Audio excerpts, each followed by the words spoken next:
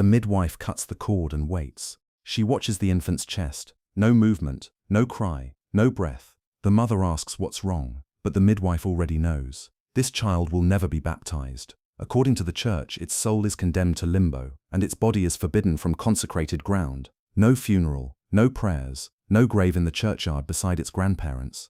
Within hours, the family must decide what to do with a body the church says doesn't deserve burial. Where do you put a child the world refuses to acknowledge? Before we uncover the desperate solutions families found when faith offered no mercy, if you're fascinated by how medieval people navigated the cruelest intersections of belief and grief, subscribe now. The most heartbreaking part is still ahead. In medieval theology, baptism was the gateway to salvation. Without it, a soul could not enter heaven. This wasn't debated, it was doctrine. Church fathers from Augustine onward taught that original sin stained every human from birth. Only baptism washed that sin away. An infant who died before baptism carried that stain into eternity. Where did these souls go? Not hell, because they had committed no personal sin. Instead, they existed in limbo, a shadowy realm on the edge of hell, where souls experienced neither torment nor joy. They simply existed, forever separated from God, forever denied salvation. For medieval parents, this wasn't abstract theology, it was the church's final verdict on their dead child. Your baby is lost. There is nothing you can do. The theological reasoning was precise. Baptism required intent and action. Water had to touch the skin, specific words had to be spoken. If the baby died during birth before the midwife could act, the ritual was incomplete. If the child was born already dead, baptism was impossible. Dead flesh couldn't receive sacraments. The moment of death determined everything, and that moment was often chaotic, unclear, ambiguous. Midwives were trained to recognize the signs. If the baby emerged still and silent, they checked for breath, for a heartbeat, for any flicker of life. Because if the child lived even a few seconds, baptism was possible. A drop of water, the correct Latin words, and salvation was secured. But if the baby showed no life at all, the midwife had to make a devastating announcement: this child cannot be baptized. Parish records from across medieval Europe document the church's enforcement. In 13th century France, bishops issued clear instructions. Stillborn infants were not to be buried in churchyards. In 14th century England, church courts prosecuted families who attempted secret burials in consecrated ground. In 15th century Germany, priests were ordered to report any suspicious infant burials. The message was consistent: these bodies do not belong here.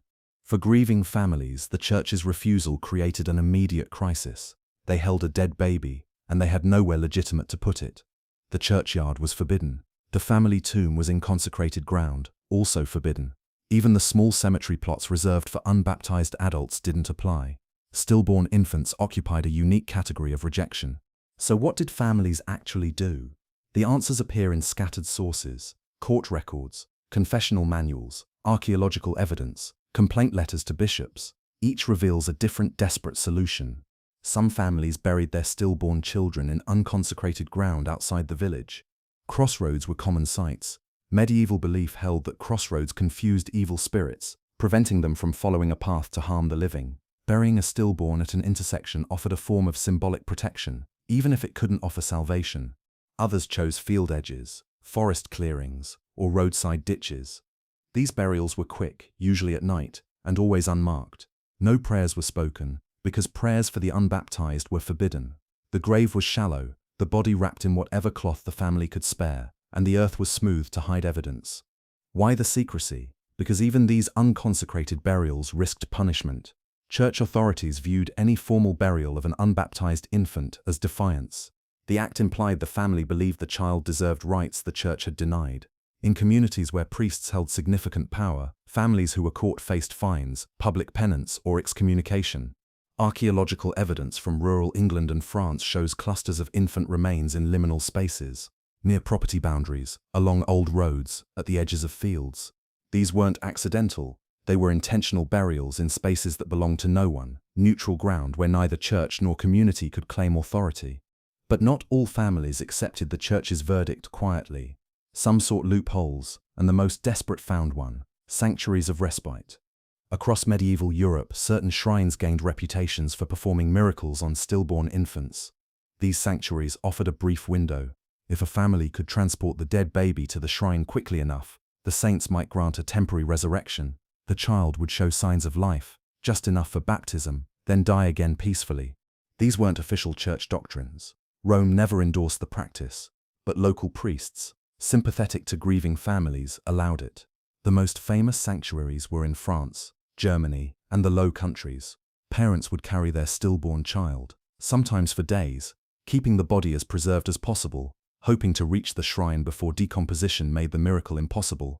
The ritual at the shrine was specific. The baby's body was placed on the altar, prayers were offered, candles were lit, then witnesses, usually other pilgrims or local clergy, watched for signs of life. A change in skin color, a flicker of movement, a drop of moisture interpreted as sweat. Anything that could be construed as life, however brief, was enough. If the sign appeared, the priest immediately performed baptism. Water was poured, the words were spoken, and the child's soul was declared saved. Then the baby was pronounced dead again, this time as a baptized Christian, eligible for burial in consecrated ground. How often did these miracles actually happen? Records are ambiguous. Some shrine accounts list dozens of successful resurrections. Skeptics, even within the medieval church, suspected fraud or mass delusion. But for families, the possibility was worth the journey. If there was even the smallest chance to save their child's soul, they took it. The pilgrimage itself was grueling. Traveling with a dead infant meant constant decay. Families wrapped the body tightly, used herbs to mask the smell, and moved as quickly as possible. Winter journeys were easier because cold slowed decomposition. Summer trips were desperate races against rot. Not everyone reached the shrine in time. Some babies decomposed too visibly to present. Others were lost to theft or animals during the journey. A few families were turned away by local authorities who viewed the pilgrimage as superstitious nonsense. But the practice persisted for centuries. Evidence that hope could override both logic and doctrine when grief was deep enough. When miracles failed or weren't accessible, some families turned to another strategy. They lied. If a baby was stillborn, but the midwife could be convinced to claim it had shown brief life, baptism could be performed. The theological requirement was life at the moment of baptism, but proving whether a newborn had lived for a few seconds was nearly impossible. Midwives held enormous power in these situations. They were the primary witnesses. If a midwife said the baby breathed, even faintly, the priest would usually accept her word and perform the sacrament.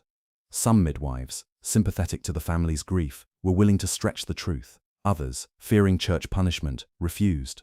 Confessional manuals from the 14th and 15th centuries specifically instruct priests to question midwives about false baptisms. Had they ever claimed a dead child was alive to allow baptism? Had they performed emergency baptisms on infants they knew were already dead? The fact that these questions were standardized suggests the practice was common enough to warrant concern. Midwives caught lying faced serious consequences. They could be barred from practicing, fined, or forced to perform public penance. In some cases, they were excommunicated. Yet the practice continued because midwives understood what the church sometimes didn't. For a mother who had just endured hours of labor only to deliver a dead child, the distinction between theological correctness and compassionate mercy was meaningless. Some midwives developed techniques to create ambiguity. They might delay announcing the death, giving the family time to summon a priest while the baby's body was still warm. They might interpret involuntary muscle movements as signs of life. They might claim they heard a faint breath, something impossible for others to verify. These deceptions were acts of mercy disguised as professional judgment. The midwife gave the family what the church wouldn't: permission to believe their child was saved. The church's stance on stillborn infants created a black market. In some towns, people offered to falsely witness signs of life for a fee. In others, corrupt priests were rumored to perform baptisms on obviously dead infants in exchange for payment. These weren't widespread practices, but court records show they existed. One case from 1420s Paris describes a man who claimed he could guarantee baptism for stillborn babies by bribing a priest to perform the sacrament without asking questions. He was eventually prosecuted, but not before dozens of families had paid him. The desperation that drove parents to such schemes reveals how inadequate the church's official response was. Families with wealth had more options. They could afford pilgrimages to distant shrines. They could pay midwives to be generous in their assessments. They could donate to churches in exchange for sympathetic priests. Poverty limited choices brutally. A peasant family with a stillborn child and no money for bribes or travel had only one option: secret burial and silent grief. This class divide in access to salvation was rarely acknowledged but universally understood. The wealthy could sometimes buy their way around doctrine. The poor could not. Not all families accepted any of these solutions. Some simply kept the baby's body at home, without burial, Without ceremony, the infant was wrapped and placed in a cradle, a chest, or a corner of the cottage. Days would pass, then weeks. The body would decay, but the family couldn't let go. Why? Because releasing the body to unconsecrated ground felt like abandoning the child twice. First in death, then in burial. Keeping the corpse close, however grim, was a way to resist the church's rejection. The baby might be denied heaven and denied the churchyard, but it wouldn't be denied its mother's presence. These situations appear in church court records as complaints. Neighbors reported families for keeping dead infants unburied. Priests investigated. Health concerns were raised. But the emotional logic was undeniable. If the church offered no place for this child, then the only place left was home. Eventually, pressure from authorities or the reality of decomposition forced families to bury the body. But the delay, the resistance, the refusal to immediately comply with the church's verdict, these were small acts of defiance. They said, "This child mattered, even if you say it didn't." By the late medieval period, some theologians began questioning the harshness of limbo doctrine. A few argued that God's mercy might extend even to the unbaptized. Others suggested that desire for baptism, expressed by the parents, could substitute for the ritual itself. These were minority opinions, but they indicated growing discomfort with the traditional stance. Church councils occasionally softened the rules. In certain dioceses, stillborn infants could be buried near but not inside consecrated ground. Special sections of cemeteries were designated, outside the blessed area, but not entirely abandoned. This was compromise, not compassion. The infants were still denied full Christian burial, but at least they had a place. These changes came too late for countless families who had already endured decades of the harsher policy, and even the softened rules reinforced the core message. Unbaptized infants were different, lesser, undeserving of the same treatment as other Christians. The psychological impact on medieval parents is difficult to measure, but easy to imagine. To lose a child is devastating. To be told that child's soul is lost forever adds a layer of spiritual anguish. To be denied the comfort of burial rituals compounds the trauma. Medieval families endured all three simultaneously, with no institutional support and often no communal sympathy. Some mothers never recovered. Records describe women who refused to eat, who couldn't sleep, who withdrew from family life after a stillbirth. Modern psychology would recognize this as profound grief and trauma. Medieval society often interpreted it as excessive attachment or spiritual weakness. The expectation was to accept God's will and move forward. Many women couldn't. Fathers too suffered, though their grief was less documented. They had to make the practical decisions: where to bury the body, whether to risk a shrine pilgrimage, how to respond when the priest refused to help. These decisions carried weight. The wrong choice might haunt the family for generations. What did medieval people do with stillborn babies? They hid them in crossroads and field edges. They carried them on desperate pilgrimages hoping for impossible miracles. They bribed midwives and priests for false baptisms. They kept the bodies at home when every other option felt like betrayal.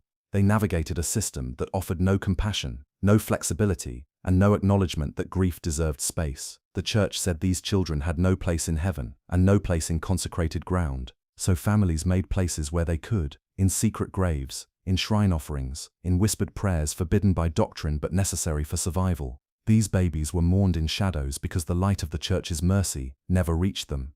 If you enjoy the hidden sides of medieval life, hit subscribe and give this video a like.